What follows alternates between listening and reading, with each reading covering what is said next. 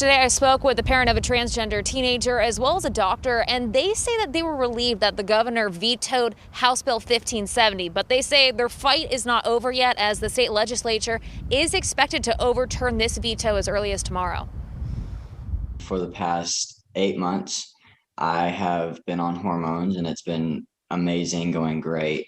So for this bill to possibly take that away and all the progress I've made and everything, that's a little scary. 15-year-old Dylan Brandt came out as transgender nearly 2 years ago. With the support of his parents and doctors, he began gender-affirming therapies and started hormone treatments during the pandemic. He has come into his own, his confidence, he's happy, he's healthy. I'm choosing in this moment to remain optimistic, maybe cautiously so, but still optimistic.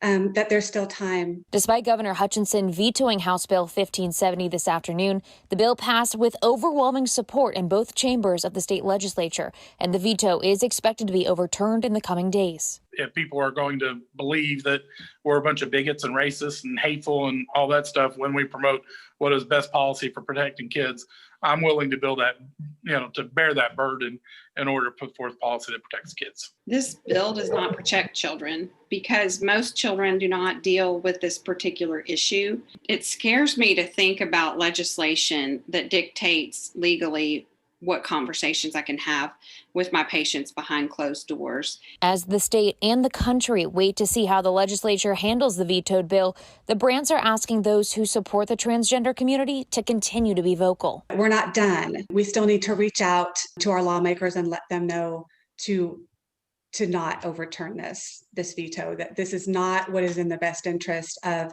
trans teens. It's not in the best interest of their families, and it's not in the best interest of Arkansas.